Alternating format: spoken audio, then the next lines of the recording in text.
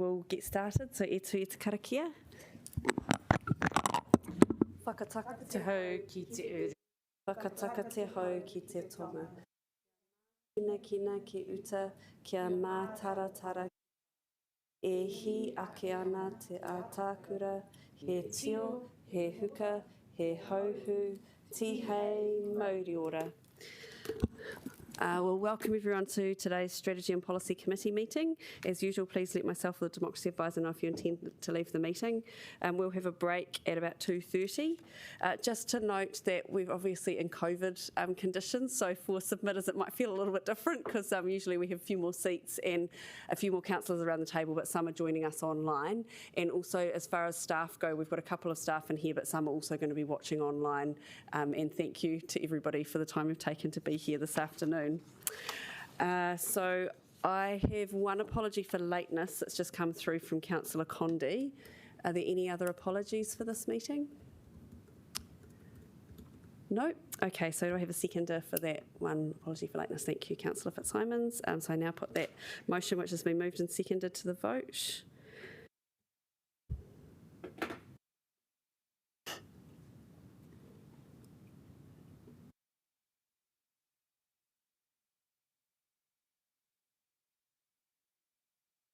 Okay, so that's carried. Are there any conflict of interest declarations? No. And confirmation of minutes, I move that Strategy and Policy Committee approve the minutes of the meeting held on the 11th of February 2021 having been circulated. They be taken and read as confirmed as an accurate record of that meeting. Do I have a seconder? Thank you, Councillor Matthews. We will now vote on that. Still not here. You're still not here, but you look like you are.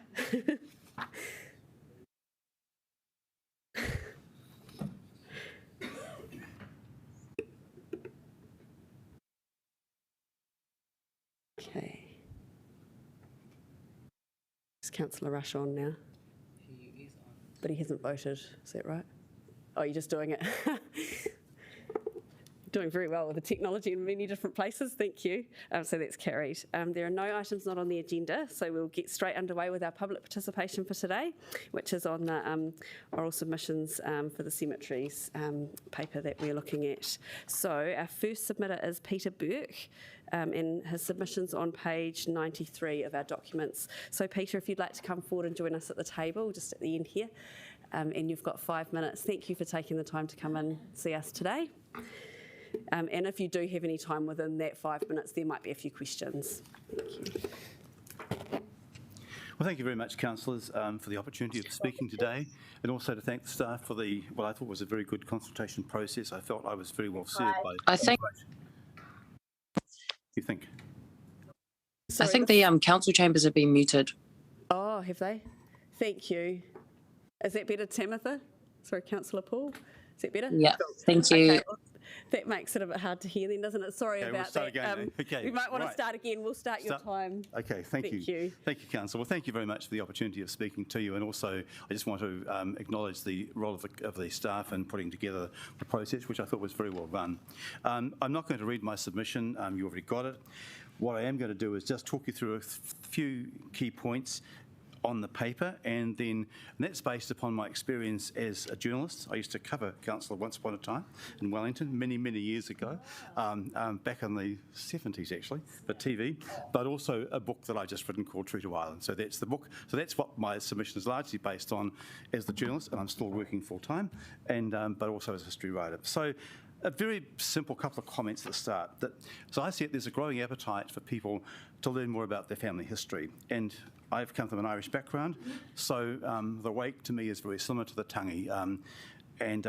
As we see it, the grave, and I'm going to show you some Irish graves in a moment, is sacred as the Urapara is, as far as we're concerned. So as far as an Irish is concerned anyway, and which is what I'm speaking about, the burial site is similar to an Urapara in that sense. So my viewers don't desecrate the past and destroy history for future generations, because that's what the book has been got through.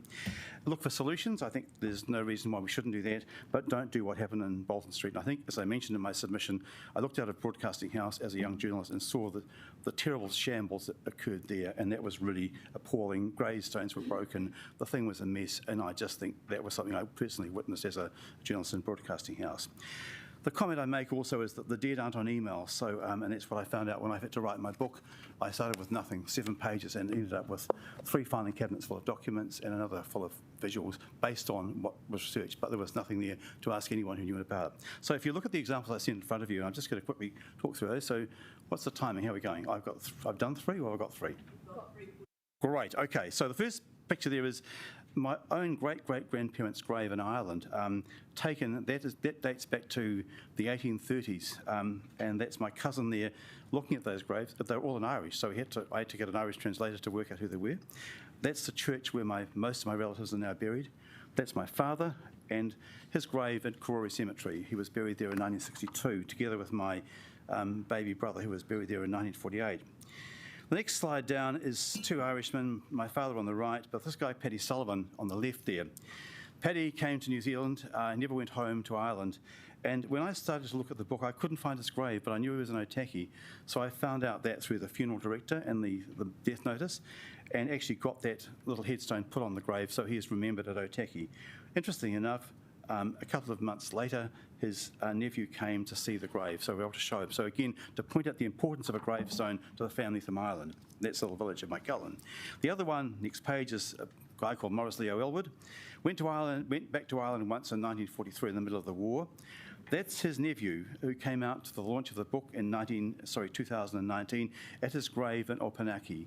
And he was the first person from Ireland to actually see that grave. There's Father Eamon in the middle there, and there's 2 cousins, both of whom are Irish politicians, one a European Member of Parliament, the other a TD for Kilkenny Cork. My parents there again, and on the right you'll see a guy called John Clancy. Some of you may remember this character who used to collect for the Home of Compassion. He was a great character around town. He died. That's his little plaque at Macra. His friends, 2 of my cousins, came out with a specific view to find his grave. We found that little plaque there after much searching. But on the right is his nephew, who is the deputy head of the Irish Language Commission in Ireland, launching my book in Galway. So there's this big connection back between people coming out to Ireland and seeing the graves in New Zealand. The next one is particularly my godfather on the left, a free Catholic priest with Eamon de Valera. His grave in Delgan Park, the cemetery at his congregation in Ireland. And then I met up with his nephew, believe it or not, as a result of the book. Nephew saw the book, emailed me and said, we've got someone in common, and that's how we met up, and we spent 3 days with him. So again, this is all about just showing the relevance between the graves and history and how it connects people and the importance of those stones. I've just shown you, for example, there the memorial of Peter Fraser there. The other last one is quite a sad one. It's a grave of a person who came out to New Zealand in the early 1900s, was called up for the army, refused to fight, was seen to be crazy. They put him in the mental hospital and he died there. And he's buried in a pauper's grave. I can't even put a headstone on it because it's a historic place, and I've got no contact with his relatives in Ireland. So I suppose my message to you is a very simple one. Look at this thing seriously. There is reason for it. I wouldn't have been able to write that book had it not been for, and it's a serious book. It's in universities around the world now and in New Zealand. It's not just a bit of a family history book. It's a serious book without that. So look, my silly answer there is bottom don't make a grave mistake. So there you've got 31 seconds to ask me questions. Kia ora, very quickly, Councillor Young. He died, oh God, I haven't got that there, but it was about 30 years ago. Yeah. Well, kia ora. Thank you very much, Peter, for taking the time to come and kōrero with us today. We've probably run out of time for another question. But yeah, thank you for that. It's very interesting. It's good to have some a different perspective on it. I really appreciate you doing that. Okay, and just one other thing. We've actually got a sculpture to all those men who died. It's just going to be in the Irish Embassy, and tomorrow actually it's being taken in. So that's got all the men that were in the book. Thank you very much, councillors. Appreciate it. Very much. Thank you. So we have our next submitter, Pamela Hancocks, is joining us on Zoom, and her submission is on page 121. Doesn't look like she's quite here yet, sorry. Have we got Julia?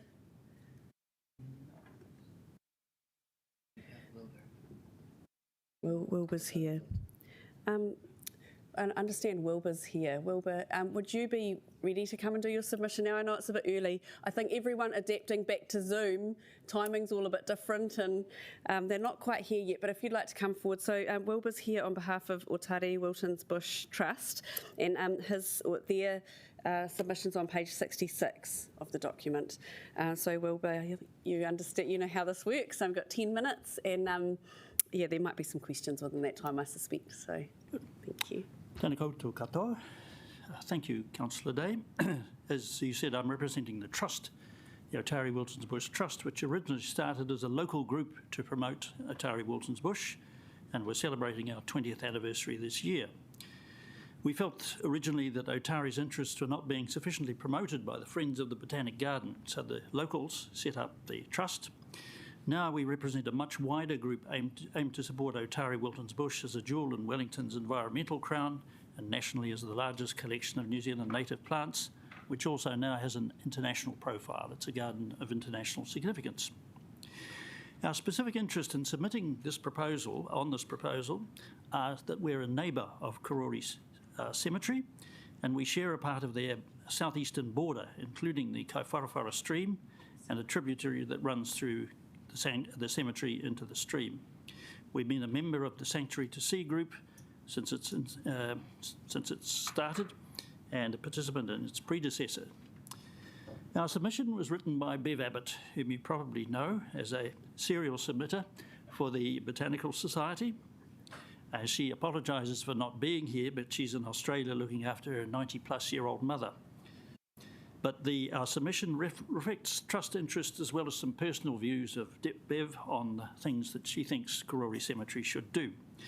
That doesn't mean to say that we don't endorse them. My personal interest comes from heading up a revegetation group since 2005, which has been weeding and planting up the stream, up the Kaiwharawhara stream from the Troop Picnic area since 2001. Since 2008, we've been concentrating on the former landfill face, which is the ground immediately below the rugby club buildings and to the north of them, which borders on the cemetery. And I have a personal interest in that my wife's ashes are interred in the Seaforth Terrace area, and that's a beautiful area, which is how a cemetery should look. The tip face where we work is really a textbook of weeds.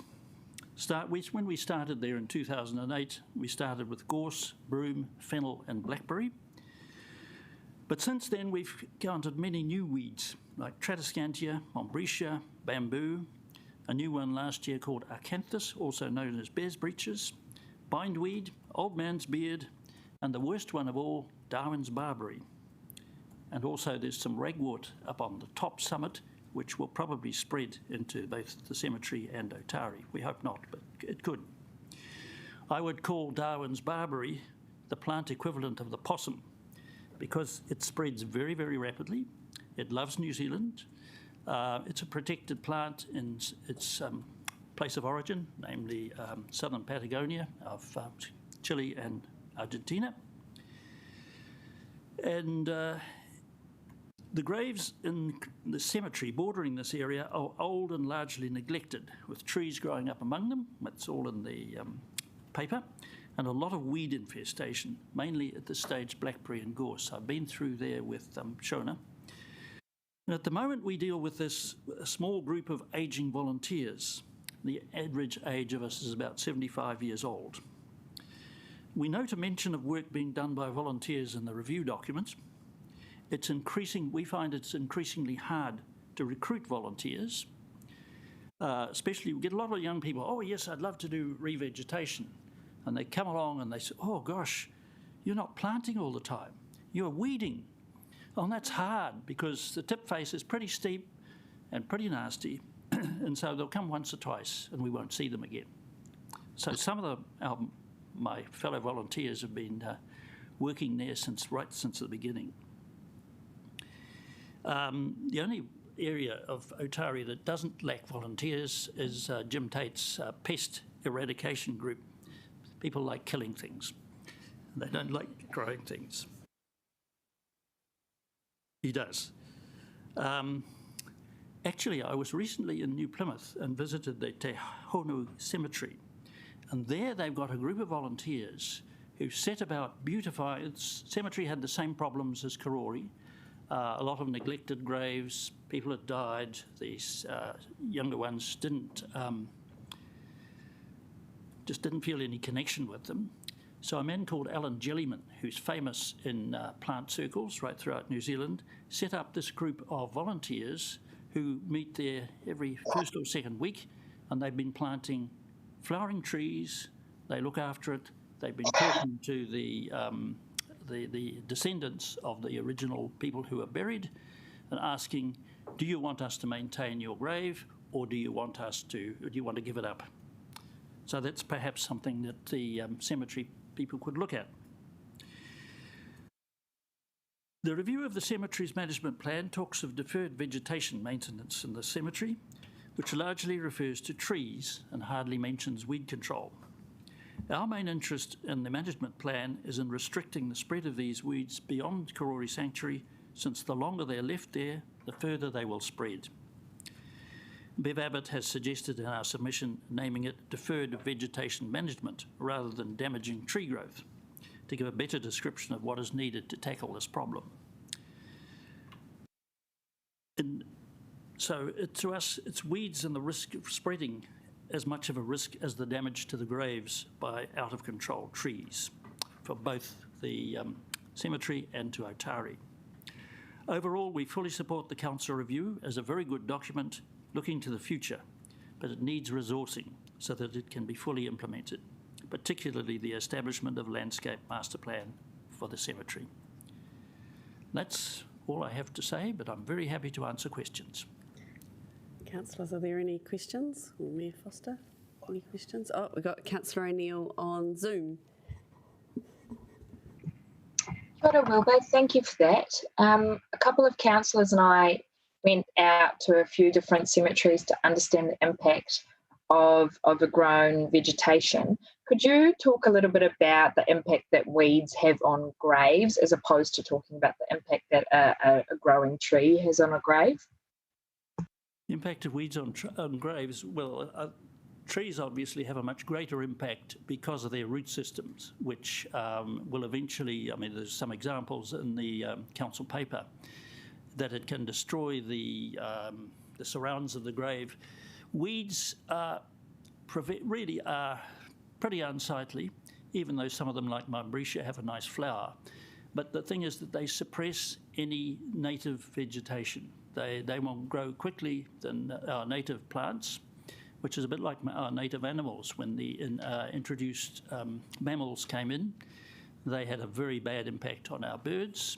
Likewise, the imported plants, which are often start off as garden ornamental plants and turn into weeds very rapidly because of weed dumping.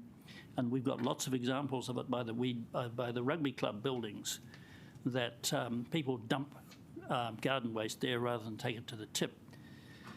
So that equally, that could get into some of the graves in the outer areas of the cemetery.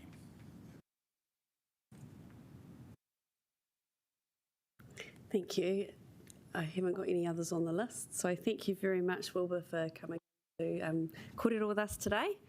Appreciate the work that you do in the community. Thank you. Thank you very much. Our environment appreciates it as well as us. To talk to you. Thank you. Thank you. So now we will go onto Zoom, and I can see Julia Umanga here. Kia ora, Julia. Thank you for joining us by Zoom.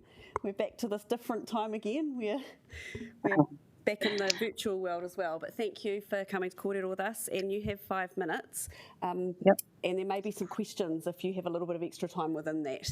Thank you. Yeah, sure. Yeah, no, sure. Thank you. Thank you so much, first of all, for the opportunity to be able to speak on this. I know that there would have been lots of hui's and thoughts around this process, and that's so to be able to open it up to the public for their views is great. So thank you for first and foremost.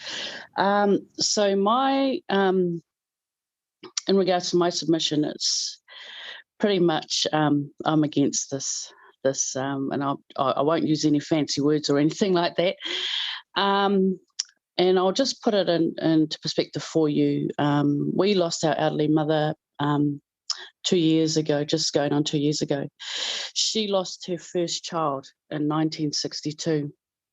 And so she's been visiting his grave in Karori for 57 years until she passed. And so we continue that on.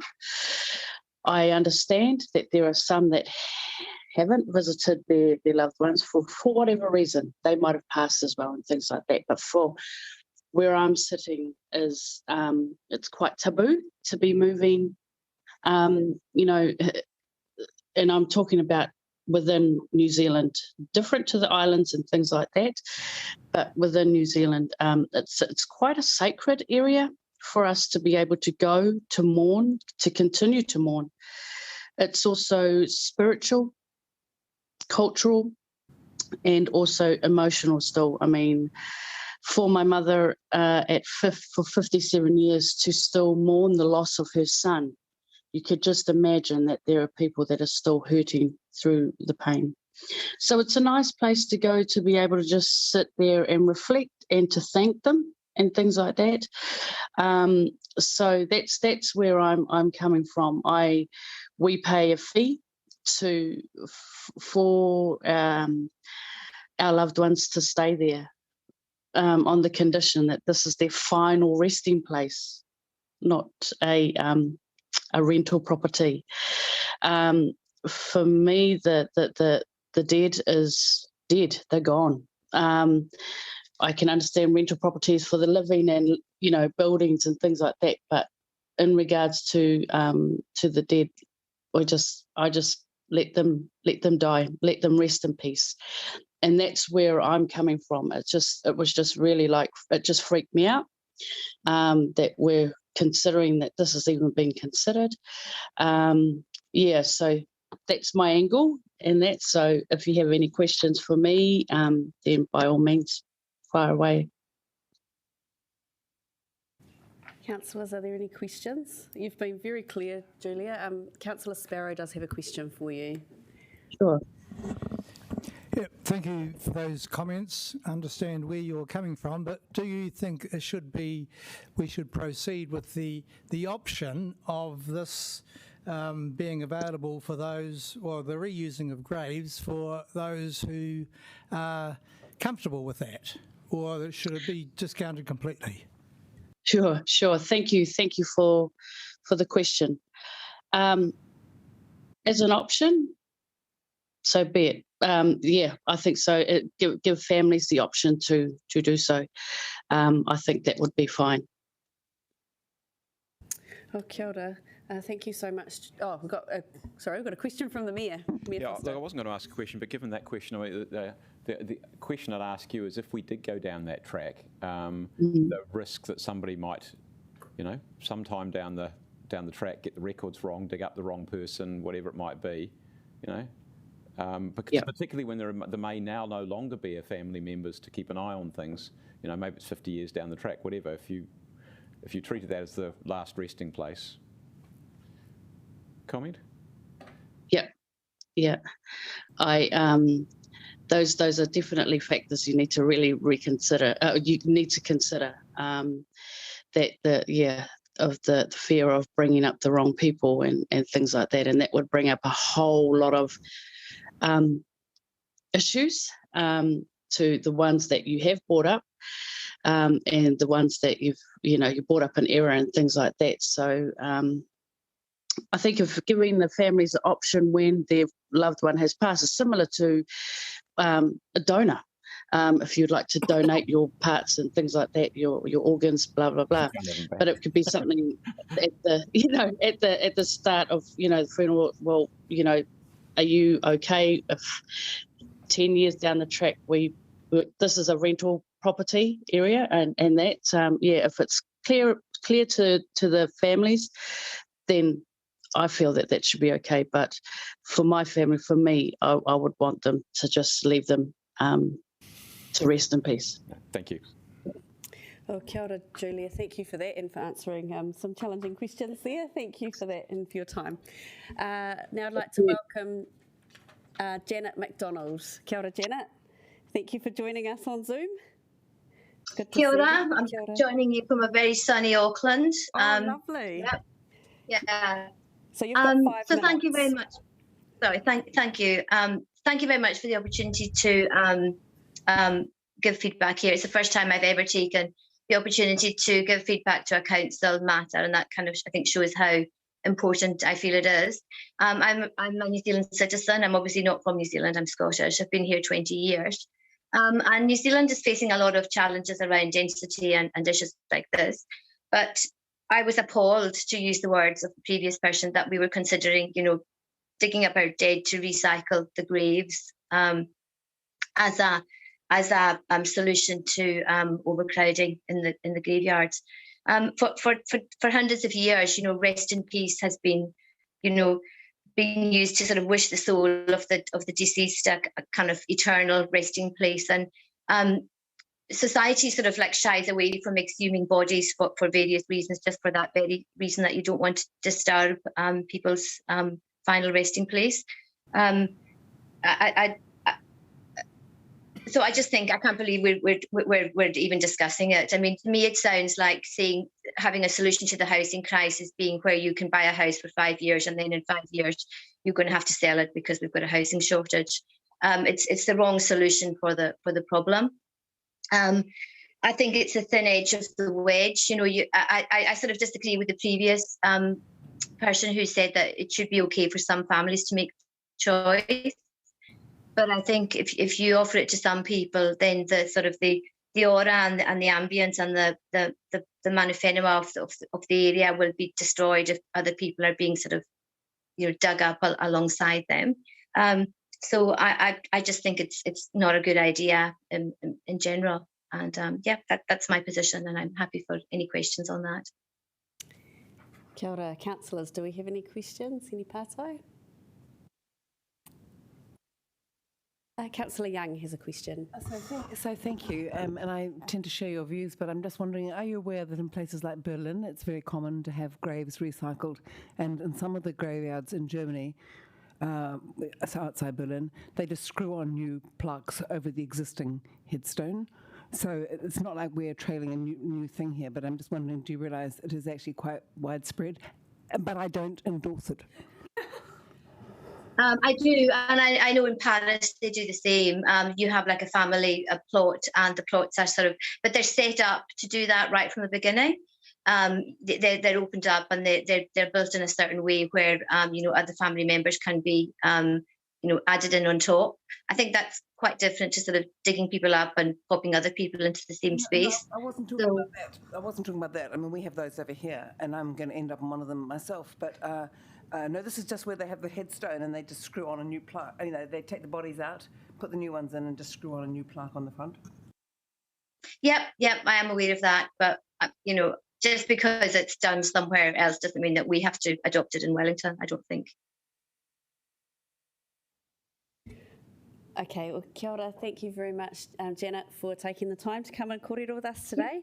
Appreciate you doing that from sunny Auckland. Have a lovely afternoon. Thank you. Bye. So now I'd like to welcome Helen to come forward from the Greek Orthodox community of Wellington. Kia ora, Helen. Hi. And so, Helen, you have 10 minutes, and there may be some questions in that time. Hi, thank you very much for taking the time to listen to us today.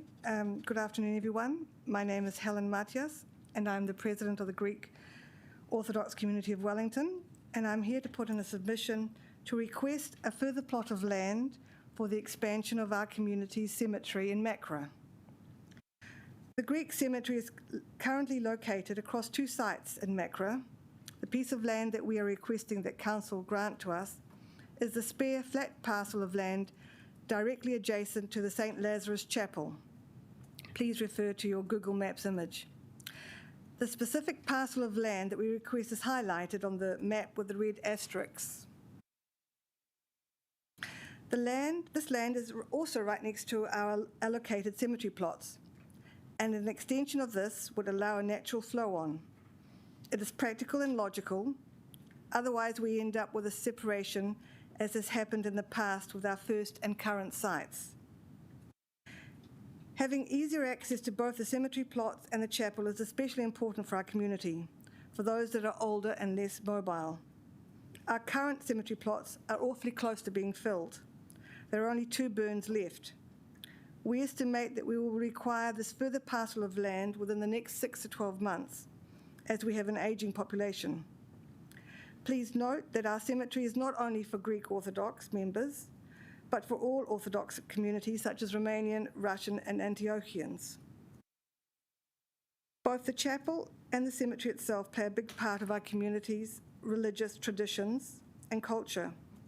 When a loved one passes, we hold several memorial services by the grave and in the chapel itself. These specific memorial services take place 3 days after someone's death, then at 9 days, then at 40 days, 3 months, 6 months, 9 months, and the year, and annually after that. We also commemorate our loved ones on Easter, Good Friday, various All Saints' Days, and on the feast day of St. Lazarus. If you go up to Macra on any one of these days, you will find it packed with our community, visiting their departed loved ones.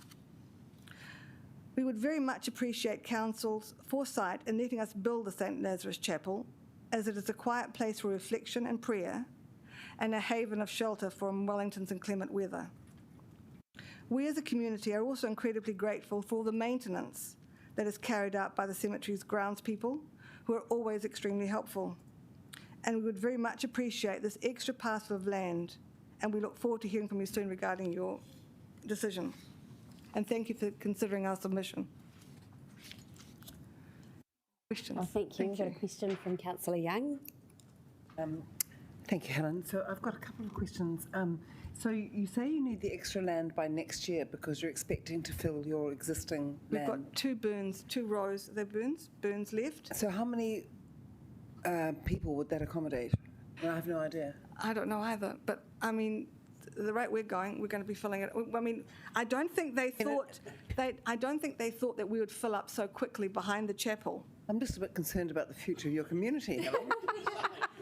It's not looking No, good. I think or maybe 6 months to 12 months might be a bit hasty, but Okay. at least in another year to 2 years we will.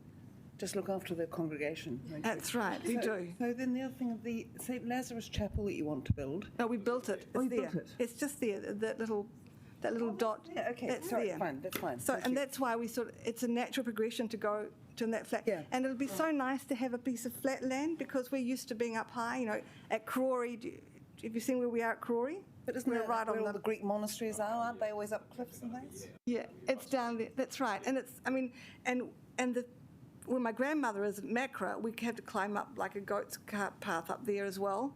I mean, we've always had the heights, but we'd like something a bit flat this time, especially as we're getting a bit older. Are there any other questions? No, you've explained yourself very well. Thank you. Thank you very much. Thank you, and, Helen. thank There you. is a question, yes, and we there have is? plenty of time, so thank you, Councillor Boone. Kia ora, Helen, and sorry, this is quite a big topic for us as well. It's not something we've had, well, I personally have had to think about before, so it takes a lot. I guess the question would be, are you in communication with our officers about getting this piece? Has there been any conversation with them about I'm not too sure. that? I've only just taken over this position 2 years ago, and I hopefully, I mean, we used to talk with Jeff Paris, but he's no longer, and it's somebody else. Elizabeth, yes. Probably we've spoken to her informally about it, but not formally, no. Great, okay, well maybe we could just make that happen today so that you can at least have that conversation Yes, with please. them. That would be lovely. But appreciate it. I mean, because it makes sense for us to, it's a natural progression. Yeah, and at least you know who to talk to about how to Yes. make that happen. So that's great, great. Paul? Yeah.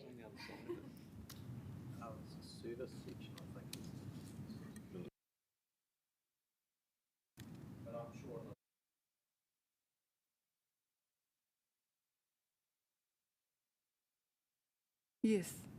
Thank you very much, and thank you very much. We have got some more questions now. Have we? And we've got plenty of time because someone else hasn't come. There's another one. There's another one from Mayor Foster. No. Oh. I didn't want to have two communities both going, oh, can we have the same space? And go, whoa, whoops, hang on, we created a problem. So, no, it sounds good. Is there anybody else that wants it? Well, it sounds like on the other side is the service personnel, so it's a completely different beast. Okay. Well, thank you very much, Helen, for coming in and for answering our questions. Thank you. And Have a good afternoon. taking the time. Thank you very much. We're quite far ahead, and we do have Yvonne Weber online, I think. Is Yvonne there?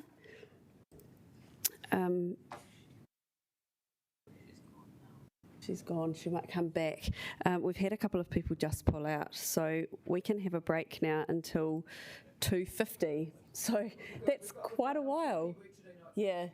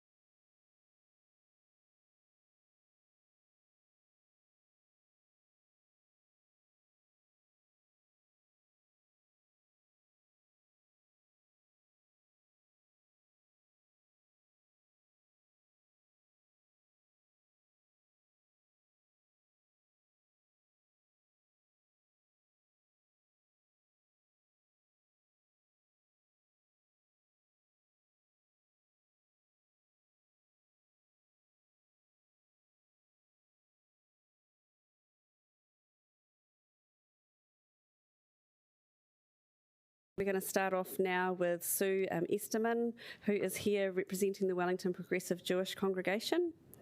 And so welcome, Sue. Thank you for coming in this afternoon. Thank you. Kia ora, tēnā koutou katoa. My name's Sue Esterman. I'm actually speaking on behalf of the whole Wellington Jewish community, which is kind of a first. We don't always speak with one voice. You got a big thumbs up from Councillor Wolfe there. A lot of independent thinkers, yes. So first of all, thanks for the opportunity to come and speak to you. I really just wanted to support what I put forward in my own submission and the further notes that I sent through to Shona. And we've had several productive conversations with Shona and Elizabeth about cemeteries generally and our attitude towards them. One thing I would like to emphasise on behalf of the community as a whole is in regard to the options that you're raising about reusing grave sites is an absolute no-no in terms of Jewish practice. We couldn't be doing that, even though there may be nobody left who knows any of the people buried currently in Karori Cemetery. We still wouldn't feel comfortable taking them out or moving whatever's there away. So I just want to reiterate in that that was the most important point I think that the community felt was like, oh, what a strange idea. And I know it's not a strange idea because it happens other places, but it just depends on your faith and your background and your traditions, I think. So that was the first thing. With the points about gravesite maintenance, I beg your pardon, it occurs to me and to other members of the community that there are a number of graves, particularly in Karori Cemetery, which are probably being maintained by council and could potentially be maintained or could be assisted in the maintenance thereof by members of the community, because it's something that we could easily do. But to do that, we would need to know the proper procedures, and I noted in the plan and the notes about it that you can do damage inadvertently by using the wrong cleaning products. So if that sort of information was freely available, that would be quite helpful, because then we could maybe move on a community group to work on some of those, particularly the older graves in Karori, which we have a number of. And the other thing I wanted to say that everybody always says to me, because I'm a funeral celebrant for the community as well, you can't get down to the graveside, it's too sloping and it's awful. And you all know what Maka is like. It's horrible. And I realise that the terrain doesn't lend itself to easy access. But if there's a way in future planning to incorporate maybe some strip where people can actually stand a bit more safely than they can presently walking down the grass, because nobody really wants to walk on the graveside itself. And in future, if there's opportunity for more pathways, even if they're not regular, that would be of considerable help. And the other thing I wanted to mention, for which I was very grateful to know this, but I didn't know it before, and I've been doing funerals for about 25 years, is that the cemetery can provide handrails, temporary handrails, for people who are finding it difficult to get down those same slopes. So if that could be promulgated, and I'm sure it is, but if it's not, if that could be promulgated to funeral directors in particular and point out that there are things they could be letting their clientele know, that could be really helpful too. And I think there was nothing else particularly that I wanted to support. But the more publicity of how to go about doing things that you're allowed to do at the cemetery in terms of maintenance would be particularly helpful. And I think that's all I have to say, but if you have a question for me, I'll do my best to answer. We do have some questions. Our first pātai for you is from Councillor Sparrow. Right. Thank you for that. Now, maybe I misunderstood something, but I think you seemed quite categorical on the business of reusing of graves, not to do that, but does that tie in with the written submission where it says you neither agree, I think I'm looking at the right one, agree or disagree, and if they were to be reused, you're talking about a period of 50 years before they were reused. I think the problem with that, thank you for that question, I think the problem arose with that I could only make a personal submission. I couldn't make a submission on behalf of the community, and so when I was doing that, it was like, well, I don't know. And then after discussion with the community, we're all quite clear that we can't reuse them. 50 years is probably a good amount of time for a gravesite to be pre-purchased and owned, and then, if it's not used, for it to go back to council or however you manage that, because I know that's another point. And I'm sorry if that wasn't clear. But it was the confusion in not being able to make a submission on behalf of the community, which for future such planning would be useful, particularly when the cemetery is already wonderfully divided into community areas. So it would have been good to be able to do that with a single concerted voice rather than me doing it twice. Thank you. Councillor Calvert. Thank you. And I noticed you suggested about, being able to, with the right permissions and to work, at the cemeteries. Are you aware there's a Friends of Karori Cemetery that does have some... I am vaguely aware of it, but we... Yeah, I was just going to... No, so Richard Bentley is a gentleman over the corner, but it might be useful to have a chat to, because that might be something that you could pretty much get underway through with them. But yeah, I just really wanted to just see whether you're aware, because they do have a memorandum of understanding with the council and to ensure that they do the right thing. So that might be just one little thing to That's very helpful. Thanks, Leonie. That's great. we don't, as you know, Karori isn't so much used. No. Mayor Foster. Thank you very much for that, Sue.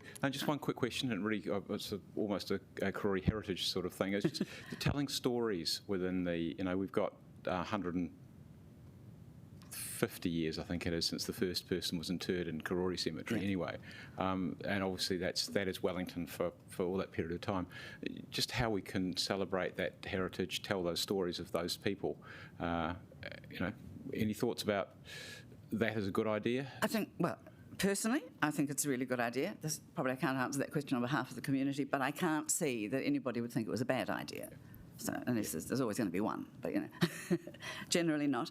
I think that's an excellent idea, and because there's a lot of Jewish history in the Karori Cemetery itself, and it's probably a project that nobody has ever kind of thought about doing, or if they have, it's not been widely publicised. So I think it's a very good idea. It's probably one of those emerging things that we need to give a lot of thought and action to. No, that's cool. No, I think it's a really interesting idea. Thank you. Cool. No, thank you. I think that's all the partai. There's none on Zoom. Cool. Thank you. Thank you so much, Sue, for coming in and representing a large community here today. Appreciate that you have lots of people behind you. As Jeremy Smith said to me, they're probably pleased he wasn't coming. Thank you, Sue. Kia ora. Yeah, it is. Yeah, so I take it as a win. Thank you very much. All right, I'd like to welcome now Jackie Bridges from New Zealand Society of Genealogists. Welcome, Jackie. Thank you for coming in today. So, Jackie, you've got 10 minutes as well, and there could quite likely be a few questions if you have some time. Thank you very much. Thank you very much to everyone for the opportunity to talk to our submission. So the New Zealand Society of Genealogists is a little over 50 years old and was started by a few family history enthusiasts, and we are now a national entity with a lot of members and 60 branches and affiliated groups across New Zealand. We initially put the call out to get response particularly on the reuse of graves, which was an issue that came up in the media. So the responses have directly answered that, but a lot of the other information that has been provided from members actually addresses the other things in the proposal too. So, so that was great to be able to go through. The reason we've made a submission is that we have a reputation as being a representative voice on matters affecting the community of family researchers and historians. So we felt that it was very important that we were able to put forward their views. And again, thank you for the opportunity to do so. One of our stated objectives is to foster awareness of family links and knowledge of heritage. Most of our members began their genealogy journey as family historians, and we expected that they would have opinions on the proposals. And again, while our call for comments was made in response to the reuse of grave option, most of the feedback received has addressed other aspects of the proposals. So a succinct summary of sentiment, if you like, to start with. For most genealogists, our ancestors are people, not numbers. We feel an affinity with all of our ancestors, no matter how long ago or how recently they've passed. To be able to visit their graves is important. These people are part of who we are. Digging them up so someone else can use their plot destroys history and breaks our genealogical link. Now, that represents the view of the majority of people who made submissions, but not all. But those who didn't have a personal issue with the reuse of graves had some really important suggestions for how that might be managed. So I just want to go through quickly the points on the majority view against reuse of plots outside of the family, and there's an important distinction there. So maintaining family connection through generations, it's a place to rest, it's a place for people to come and reconnect with their ancestors. There's also quite a strong tradition of reusing family plots, either for burials or for interment of ashes, or even just for memorial plaques of people who have passed in other countries. For instance, those boys who died during World War I, World War II, particularly in Korori Cemetery. And the feeling was that with the reuse of plots, even for less than 100 years, that this could be something that was affected for families. The second point is the historical and social value of the cemetery, and the Mayor was talking briefly about that in terms of how we could invest more in telling the stories of the people who've gone before us. And certainly I'm also a member of the Friends of Korori Cemetery, and the stories that you can tell in so many different ways by going on cemetery tours or in plaques and things is really a great social asset for us to have, not the least, of course, telling the history of Whanganui Atara as well.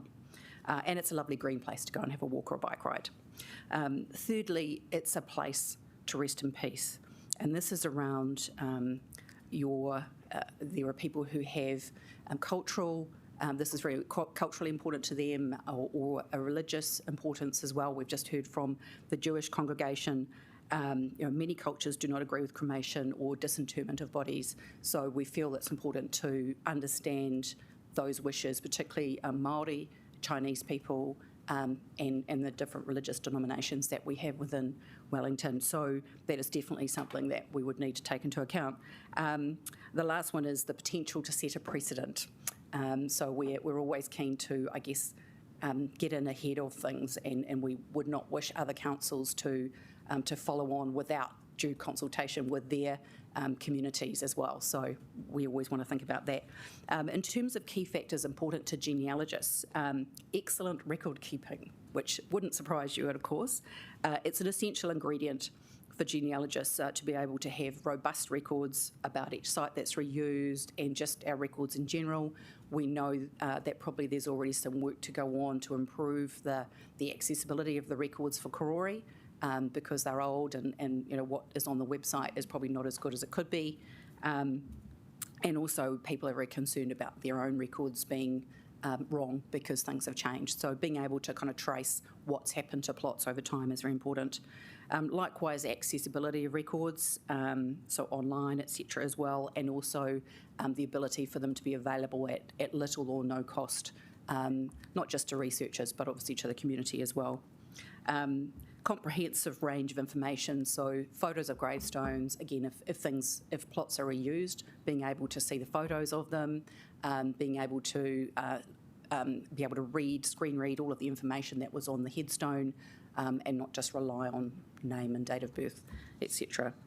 And again, that's about things being available for the future. And then some recommendations, so future-proofing for growth, stronger financial incentives for cremation for those whose culture allows for that, and where people wish to have a resting place for ashes, memorial walks or walls. But in some cultures where the burial of bodies is the only option, that should continue to be available, how you might do that. And for new graves, allowing for more people to be interred from the family within that one plot. So space saving, if you like, but also understanding the importance of a place to go for people. I've talked about cemeteries as community assets.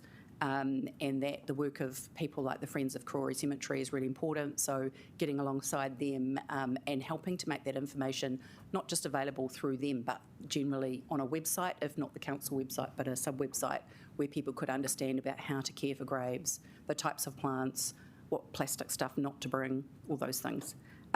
Helping families to plan ahead in terms of reusing their plots and how they might go about doing that, the rules and wherebys and wherefores, and also how to maintain them themselves. And then there was a couple of comments about reusable plot considerations, and I guess the areas that are currently within Karori around the different religious denominations and how they might be made available for people who don't have religious affiliations in future. Some are flat, obviously some are very not flat, and then also consultation with families ahead of anything like that. So that's my summary of the feedback we received, and I welcome your questions. Kia ora, Huwa Pātai from Councillor Young. Thank you. So I have a particular interest in cemeteries and graves, and I'm just wondering, thinking about from the genealogy, obviously I'm a little bit gynecology, different point of view. Do you have a kind of basic requirement from the point of view of family tracing of what you would like to see on a gravestone or a plaque? In terms of what families choose to put there, it's very wide and varied, obviously. Simply it's date of birth and place of birth? Yeah, so sometimes place of birth, sometimes not. I mean, a genealogist would always love far more information than would fit on a headstone. But certainly, and it's interesting because the information on the headstone can sometimes be incorrect because of who's provided it. So the headstone information is really, really important, and the Society has done transcription of most of the cemeteries in New Zealand over many, many years of work. I think it was the first project they did. Certainly date and place of birth, date of death, their family, so wife and children, those things are very helpful. And correct spelling of names, middle names, they all help. Especially if you've got a very common surname. Like Young? Yes, or Smith. Okay, that's very helpful. Thank you. Thank you, Mayor Foster. Yeah, look, thanks, Jackie. Just one quick question. So thank you for all the work you do. And again, that question which you probably heard me earlier about just telling stories really is something I really want to do more of. So right. Keen to do that. Just in terms of the record keeping, I know we've got some work. I just had a quick chat to Paul about that. We've got some work which is being done with our archives to digitise all the records. And I just wonder whether as a council we can put all these things together. So if you want to go to something, you go, bang, there it all is. But obviously digital record is the best thing for you to have. So anything in particular makes it work best for you? Definitely being accessible and easy to find is a key thing. So the information that's there at the moment is, so even just genealogists are often out in the cemetery, so making sure that it's mobile responsive or iPad responsive is very helpful. And we're in the process of launching our latest index collection in a fully responsive way because of that as well. But also still having those sort of images. I know that certainly the records for Karori have got some very old scans of the original kind of plot locations, etc. And while it's great to have those transcribed, it's also great to see the original because transcription is a process of trial and error sometimes. So those are the things I think would be most meaningful to us. Thank you. Kia ora, Jackie. Thank you so much for coming. I'm sorry, we have run out of time. Thank you. I'm sure the next person will be able to answer similar questions. Thank you very much. Jackie, for coming in to kōrero with us. All right, we're now going to go on to Zoom, and I welcome Yvonne Weber. Kia ora, Yvonne. Kia ora. Kia ora. Lovely to see you. So, Yvonne, you've got 5 minutes, and there may be some questions, but it fits within that 5-minute time. Okay. I've got a little couple of PowerPoint slides as well. Cyrus did. I'm not sure. They're just coming up. Thank you. Okay. So kia ora. My family connection to Karori Cemetery goes back a few generations. Being a fifth-generation New Zealander through my father and his mother's side of the family, we've got a number of family. We've got one family grave in the Karori Cemetery. I also want to say that my father, if I can go to slide two, that would be good. So my father's side of the family, through my father's mother's side have got that 5 generations going back into Wellington. I can understand the grief that he had when he couldn't find the graves. I think it was of his great-grandmother after the Bolton Street Cemetery, the motorway had gone through, and there was actually no records of her in that cemetery, but he had been there when he was a boy. So I sort of understand people only go in my family, only to these graves in irregular times. So it would help, I would think, if the graves actually had a number and a reference point, so people could understand where they were. After making my submission to you, I emailed my family, and not many knew where this grave was. I was fortunate, probably about 30 or 40 years ago, to be with my grandmother when she got the gravestone, which is her mother's gravestone, Martha Lewis. She died in 1900 at 29 years old. So my grandmother didn't visit it that often because it must have been quite painful for her, because she was 14 when her mother died. And there's not sort of a family story to that, but that's not why I'm here.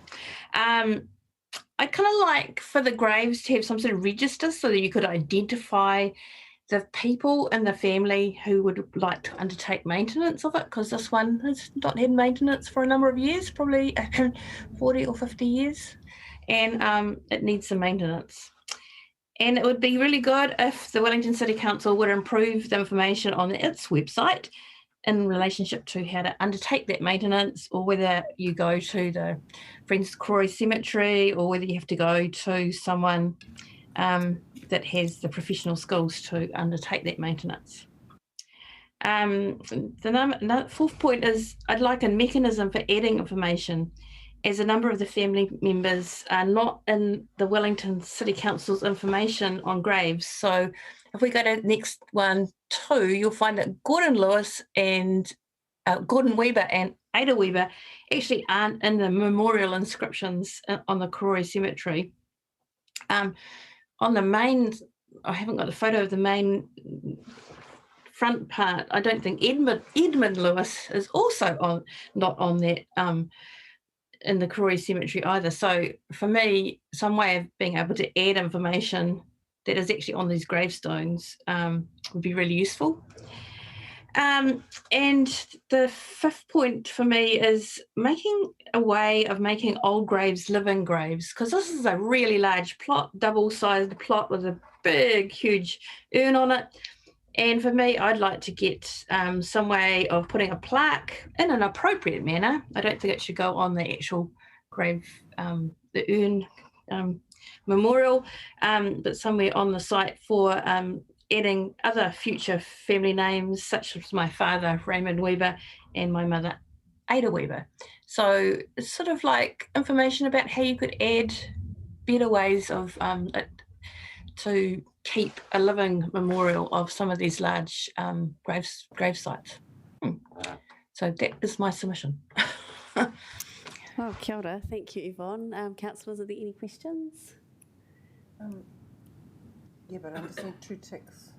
Councillor Young will have a question shortly. She's just writing it down. No.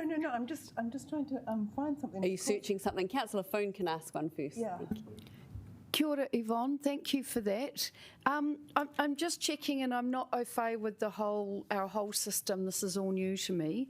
But I understand that we don't keep a registration system, that it is up to families to look after their graves.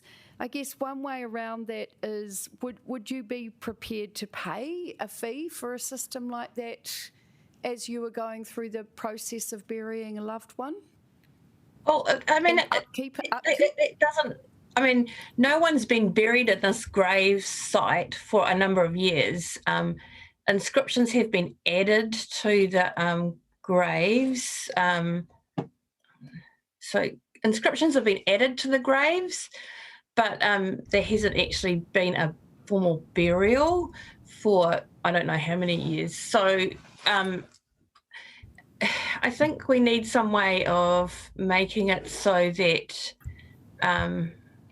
dropping out. Do you want to see my face or not? Someone keeps dropping me out of the video. Oh, that's a shame. We do like seeing your face. Okay, that's good. You've dropped me out again. I'm not sure what's happening. It might be my computer. The issue is that, as I say, it hasn't been, no one's actually been buried. It's more inscriptions for our family, because most of our family get cremated and then scattered somewhere else. But this, it fits in with that genealogical side of things, that this is a grave that our family wants to be, well, I would like my family associated with in some way of doing it. If that requires, when you do a further inscription, that you have to register, that would be well and good. But I think you need a way of people actually putting their hands up if they want to be involved in that grave site. Because I think at the moment you're losing that. And I mean, it can't, on this electronic age, it can't actually cost that much, surely, for the council to do that. We've just got one more quick question very quickly from Councillor Young. So, Yvonne, are you aware that I've just gone and put my grandmother's surname and first name in, and it comes up immediately with her first name, this is at Karori Cemetery, her first name, last name, age, occupation. Yeah, I've done that. And I assure you, Gordon Weber and Ada Weber don't come up, and nor does Edmund Lewis, who's on the front plaque of the main gravesite. So, So, because this one has photographs of the grave, and it's a great. It does that when you put Martha Lewis in, I get that. But if I put Ada Weber or Gordon Weber, I don't get it. So the inscriptions are not being, didn't get recorded. And so I'm saying, is there a way of getting, if you find that, of adding additional information into your system? Thank you, Yvonne. We've run out of time for any more questions, but I also see we've got Richard Bentley, who's Friends of Koori Cemetery, submitting very soon. You might want to stay on watching for a few minutes, because he might be able to address that when he's talking. Okay. So thank you so much for taking the time to come and talk with us. Okay. And I'd like to now welcome Anne Else to come and talk with us this afternoon. So Anne, thank you for coming in. You've got 5 minutes, and it's possible there will be some questions in that time. Thank you.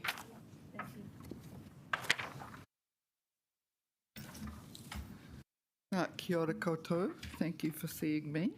I just made some points in my major submission, and I've just summarised the main points I want to make today here, and they relate to things other people have said. So the issue of promoting interest in and information about historical graves is really important. The walks are great, and I've been on several in different cemeteries. However, I'd like to suggest that you look into the idea of the QR code edition, you know, the little plaque with a QR code. People point their phones at it, and the lady from Genealogy was saying to me they're absolutely great for telling stories about the people in that grave. Secondly, make sure you've got the full range of interesting people, and also of groups of people, so that, for example, you could have a really good story about deaths of children and all that sort of thing with all those things. So there's a very wide range of ways you can approach it, and the last thing you want is prominent men. That's not the way to do it, of course. There's everybody else. So lots of ways of putting that information across without actually having organised walks. There was virtually nothing in the submission about the sort of grave my husband's in, which is just interred ashes and a plaque in the new rose beds. It seemed to be very heavily concentrated on older graves and headstones. And I'm imagining that you have no intention of reinterring people in the ashes plots, because that would be ridiculous. I am going to add a QR code to his one, and because he was an author and, you know, prominent. And so you need to think about those ones as well. And unfortunately, his rose bed is in a very poor state. That corner of those rose beds does not do well, and his is the worst. And I would like to do something about it, and I would even be prepared to donate if necessary to have something done. There was trouble at the beginning, but it hasn't improved. But I had no idea who to talk to about that. You can go to the office, sure, but the people on duty there don't you know. So you really need to put on your website, along with all the information about grave cleaning and that, who to contact if there's a problem of that nature, for example, because I couldn't find who to talk to about it. And I would give money if they need money to help improve it, but it's a bad corner. My 18-year-old son died suddenly in 1987, and at that time I didn't want to stick him out at Macro. It was much too far. And the only other option was a name in a book, which was useless. So we talked to the Botanic Gardens, and we could put his ashes under a tree in the Botanic Gardens. And I think you should collect information. We also had a lion for a while with his name on, but then the zoo got greedy and we weren't allowed to have him anymore.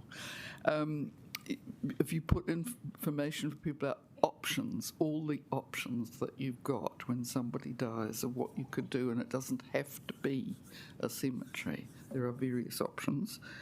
And finally, please don't focus on providing more conventional cemeteries. What I would really like to see in Wellington is the equivalent of Auckland's Eden Garden, which was, of course, a private undertaking, and the drawback of it, it costs a lot of money to visit. But if we could have the development of a garden where you simply stick people's ashes quietly under plants with a small marker, it's a huge community asset. You could get a lot more people in. It would be much nicer to visit. And I think it's something that we desperately need in Wellington because, of course, the rose bed I was able to get a plaque for my husband is now entirely filled up again. So there are very few options, and it seems to me that you should seriously look at that option because it is something that we really need, and it's a huge asset for the Auckland people. And again, you could use the little QR plaques because it makes a much smaller and easy form of information for people.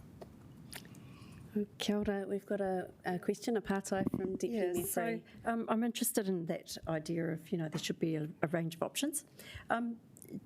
Do you think that there's scope? We do the plaques on seats, but do you think there's scope to sort of offer people more options that they could make a contribution and have donate to something that's a civic improvement, but have a little acknowledgement of the person that's being remembered? Yes, because when you put someone in Eden Garden, which our parents are there, they give you a choice. They are planning on planting several different plants, and they give you a choice of what's available, and you can choose which one you think is the most suitable.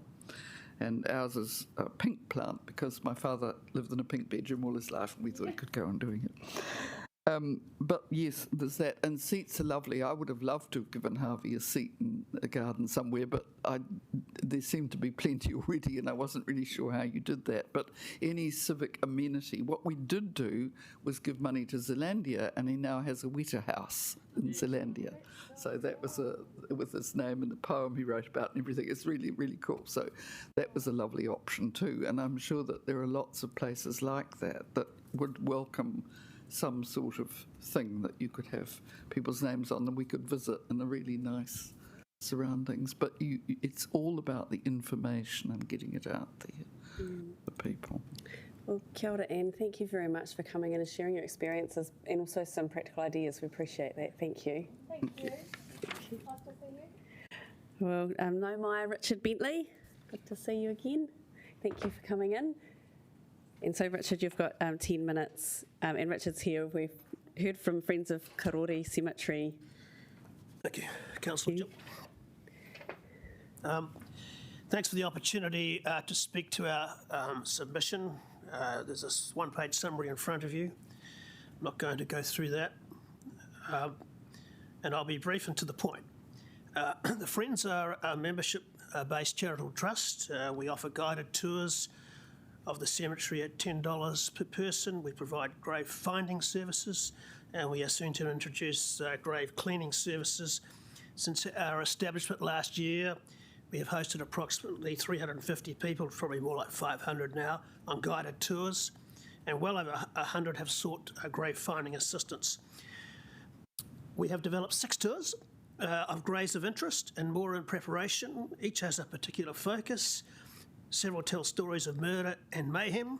Others are about the lives of significant Wellingtonians buried in the cemetery. Sir John Pierce Luke and there are others, including four actually in the Jewish area that we visit. Just going back to Susan's comment, and we also focus in the tour of prominent people on the history of Wellington and their role in it. So the cemetery has 86,000 interments, covers 35 hectares. About 20% is looked after systematically, about 40% is overgrown and more or less inaccessible, and the other 40% is partly accessible in the summer. Hundreds of graves are being destroyed by trees, some standing many metres high. This is not a criticism of the small hard-working staff of 6, and have to say we get tremendous support from Elizabeth and Lisa and Lee in the office, and but it's not a reflection on the operations staff, but it's a reflection that they are wholly incapable, 6 of them, in our view, of properly looking after both Karori and Makara. In our view further, is that we think the situation is disrespectful to those buried there and disrespectful to their descendants. We propose that the cemetery be transformed into a heritage park, like Bolton Street, and become a significant addition to the city's tourist attractions. And we seek your support today for the modest, very modest lift in city resources this would require. We have set out our suggestions in our submission, Jill, and they are summarised in the note circulated. And we are only too happy as a trust to do what we can and make this happen. And finally, just to say that from a personal perspective, for Wellington, I see this opportunity, the opportunity to develop the cemetery as a heritage park, as being very similar to how we felt 25 years ago when we created the Karori Sanctuary. And a few of the old hands around the table will recall that I spent many years around this table fighting for the city's support for that project. I sincerely hope that the city can grasp this opportunity without repeating that process. So we'd be pleased to answer any questions, and my friend Barbara's up in there listening. Got Barbara on as well. So we have a question from Councillor Young. Well, clearly I do like cemeteries. So just about the Heritage Park, I thought it already was a Heritage Park. What are the stumbling blocks? Do you have any idea what the cost is? No, we haven't even attempted to frame what a heritage park would look like, except we would talk to staff and say it looks like Bolton Street, but only a small area of the Karori Cemetery looks like Bolton Street. It's within about 5 minutes of the shelter, and it's. And that we've been clearing tracks, making tracks safe. We heard it from Susan about, there's significant areas of the cemetery during winter just don't go there. It's too dangerous. And all these people as graves, and we take people down to them because we know how to find graves. And to those who are listening, we can help you find graves. We can help you design how to do a grave cleaning. We know all the tricks, all the rules of the city office. The city office is very helpful. And if you really want to know what's in a grave, you need to get the plot map, which you have to ask for. Sorry, just. But they're very interesting, the plot maps. I know where I'm exactly where I'm going. So I mean, one of the interesting things, you may not be aware, I was doing some work for the McCarthy Trust some years ago, and they were explaining to me that I said to them, he's a Catholic, and they said, no, he wasn't. And I said, well, one of the trustees is always the Catholic Archbishop, but also his grave was in the Catholic section of Karori Cemetery, and they didn't believe me, so I showed them photographs, and that was really proof. So it's just interesting how that was quite significant for them for what they were doing. Yes. It's just interesting, the sort of, you'd never think a cemetery would be.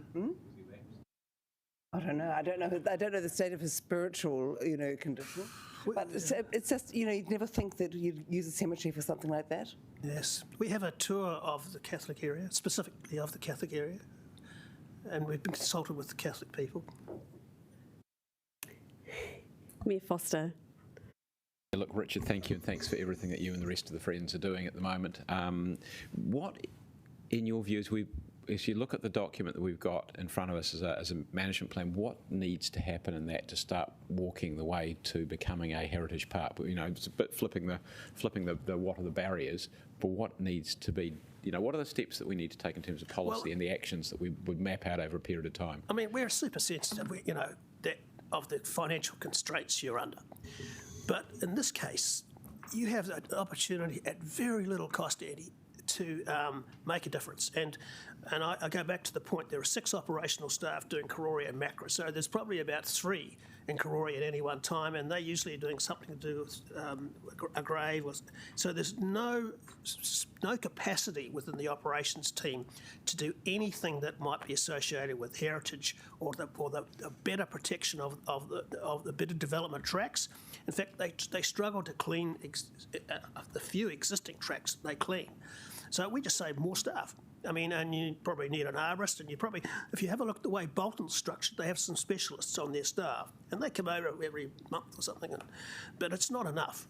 This is a huge opportunity for the city, because all around the world, those of you who know, given the explosion of genealogy, interest in genealogy, and the explosion of information, people are becoming. We get people from all over New Zealand coming into the cemetery. And just on interments, while I'm thinking and digging up of interments, we don't have a view on operational issues as to friends, but I do know that I have one on my tour. I have a grave where I talk about the people in the grave, and it's quite clear they're not there. And when I get to the end of the talk, I say, oh, by the way, they were ripped out and buried behind the grave in 1964. And everybody's horrified. And that's my point. They all gasp. You're kidding me. That's the attitude of people who, so it's happened all over the place. There's probably about, I don't know, there's hundreds and hundreds of them. More than that. Some of my relatives have been, 2 of my relatives have been dug up, reburied. So that's cool. So just to give you, I'm not passing a judgment on it, I'm just letting you know. Yeah. That's where they put them.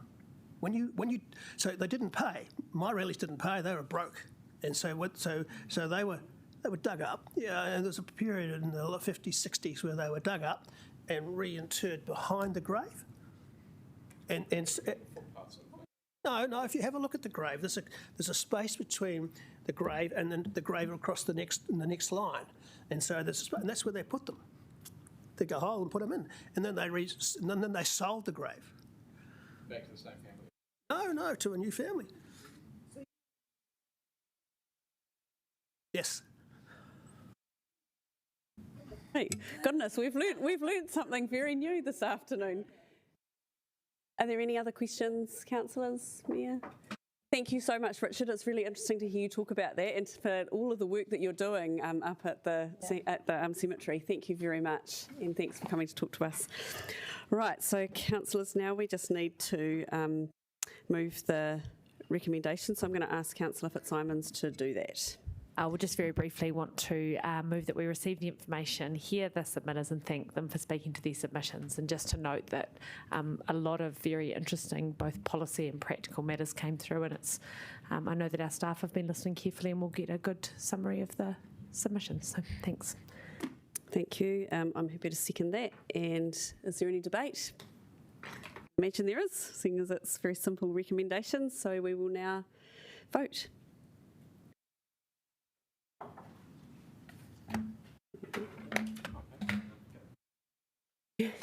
Might as well put Mayor Foster. Well, that's carried. So kua mutu e tēnei hui, e tui te karakia mutunga. Unuhia, ki te uru tapu nui. Kia wātia, kia mama, te ngākau, e tinana te wairua. I te ara takatū. Koiara e rongo, whakairea aki i runga. Kia wātia, ai rā, kua wātia.